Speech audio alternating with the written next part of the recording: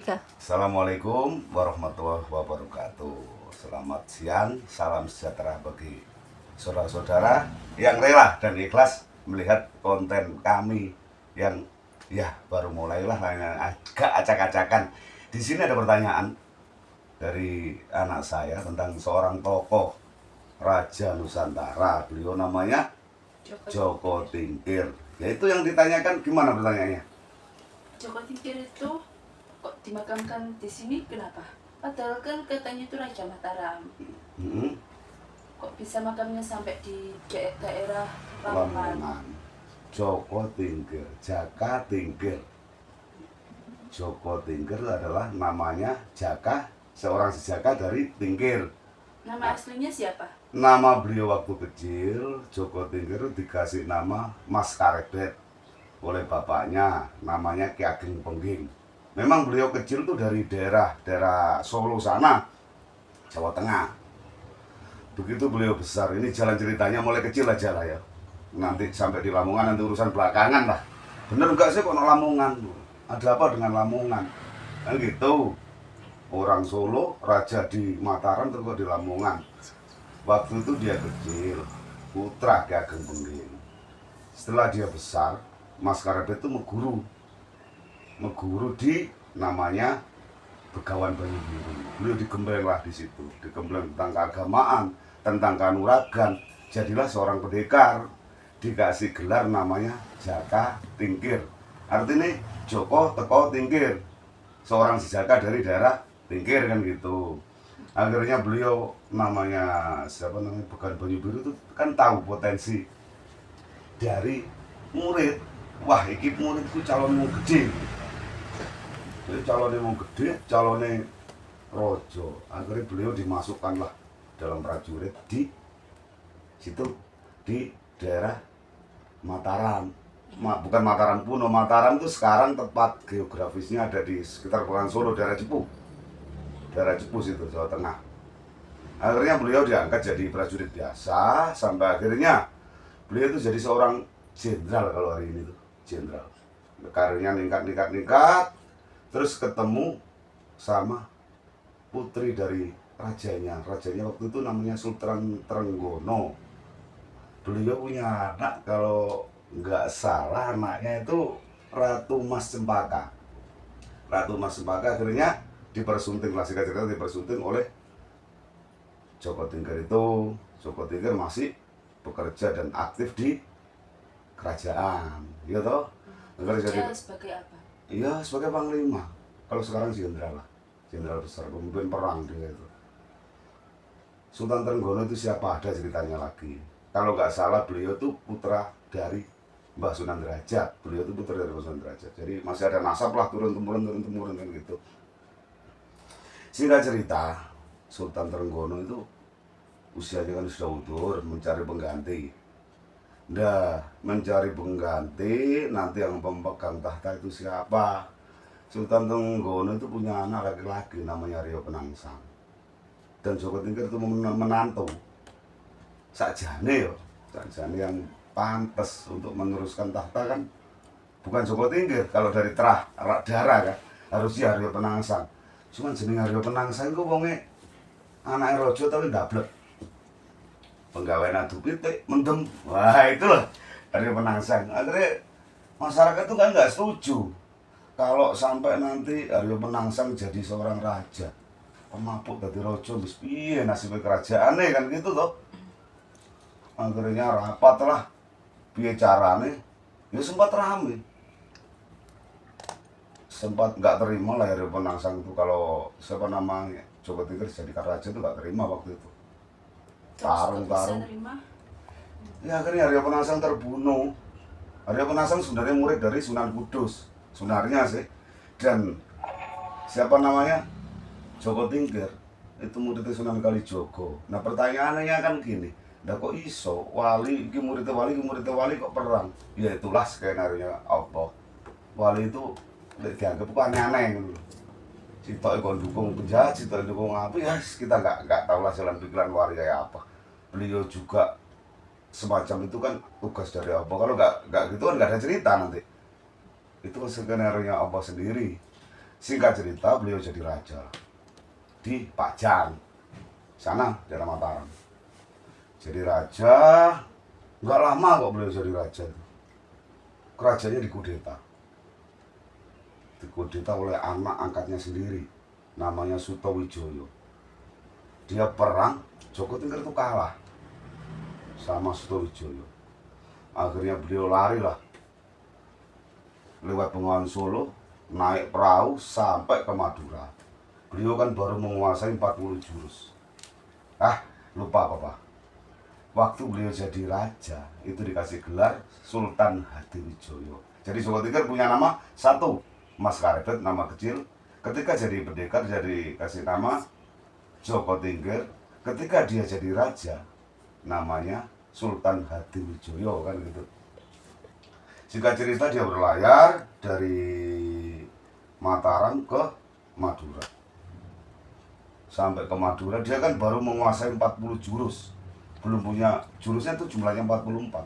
Kalau dia bisa menguasai 44 jurus, Sutowijoyo bakal kalah, kan gitu kan. Digemblenglah dia di Madura. Setelah digembleng di Madura, selesai. Balik lagi lihat Bengawan Solo. Naik bambu. Perahunya kan dari bambu tadi. Bambunya, rakit-rakit bambu itu didorong sama buaya.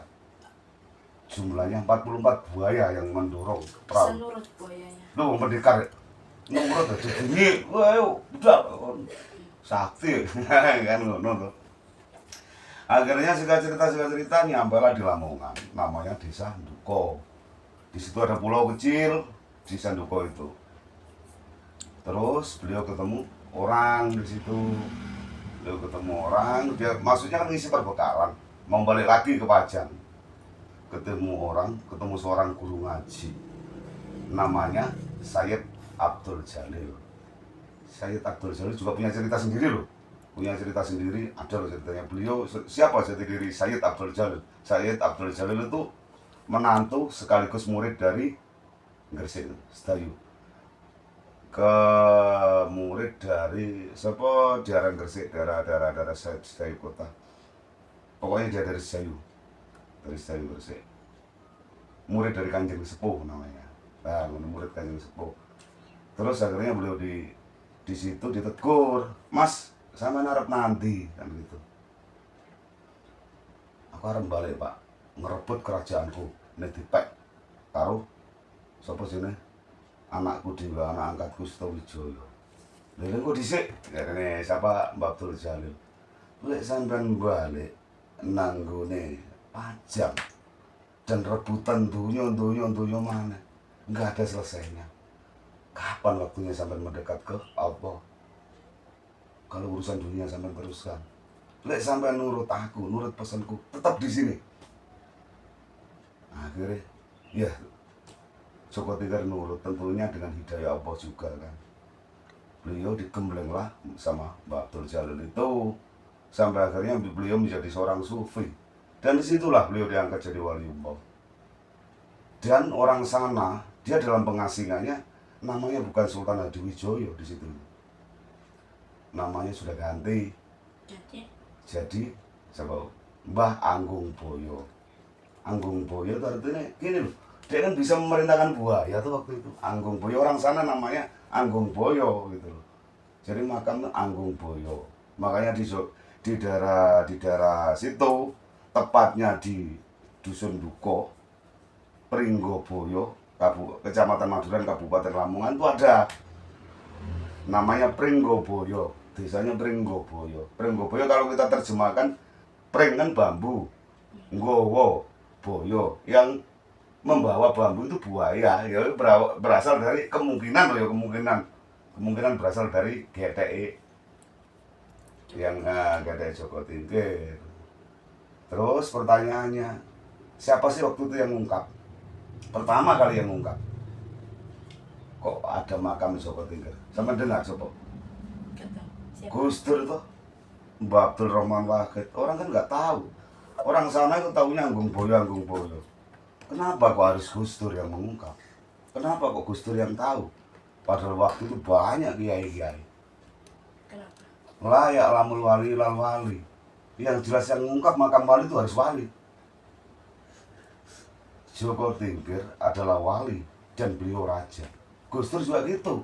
Waktu itu beliau mengungkap, dia jadi wali juga raja. Waktu itu jadi ketua PBNU waktu itu kan belum berani mengungkap. Soalnya statusnya kan ibaratnya statusnya status biasa kok. Ini loh raja. Jadi ketika dia jadi presiden, Bagus Dur jadi presiden baru mengungkap. Jadi imbang. Dia wali ya raja, tapi ironisnya Mbah Gus Dur sama nasibnya seperti Mbah Joko Tingkir. Setelah mengungkap jadi presiden cuma berapa tahun tuh, lengser, dikudeta. Sama lah, dikudeta Mbak Amin Rais dan kawan-kawan waktu itu tuh.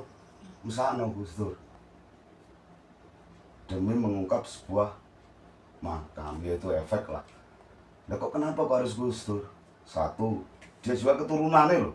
Gus Dur cucu, nasab lurus dari bukan, ya Rasulullah jelas dari Joko Tingkir.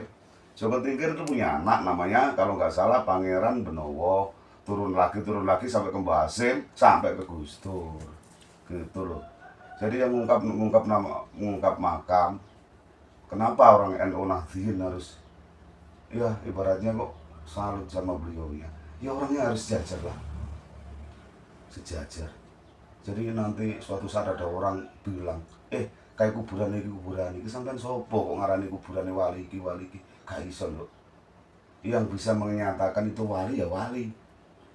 Kenapa kok harus Gus Dur? Ya harus Gus Dur. Ya wali ya raja. Gus Dur waktu itu jadi wali jadi raja. Wes. Akhirnya ya itulah kebenaran sejarah. Dari sejarah yang Papa paparkan semacam ini. Berarti Papa meyakini makam Gus Dur, makam Joko Tingkir, makam Mas Karebet atau Sultan Hadiwijoyo atau Mbah Anggung Boyo itu ada di desa Pringgoboyo, Lamongan. Itu pasti. Kalau dari keyakinan Papa. Ngono. Jadi dari pesan-pesan tadi dapat kita ambil hikmah apa? Seorang raja, dia turun demi mengejar akhirat. Gak ngurusi lah babano. Akhirnya Joko Tingkir jadi guru ngaji loh, waktu itu. Beliau meninggal di situ itu bukan sama istrinya sendirian, beliau dalam pengasingan. Beliau udah gak mau lagi dikenal orang. Aku Anggung Boyo, jenengku Anggung Boyo. Joko Tingkir biarlah saya kubur masa lalu. Iya toh? Wes, apa mana? Udah. Itu tuh pacarnya. Ya udah. Cukup sekian. Wassalamualaikum warahmatullahi wabarakatuh.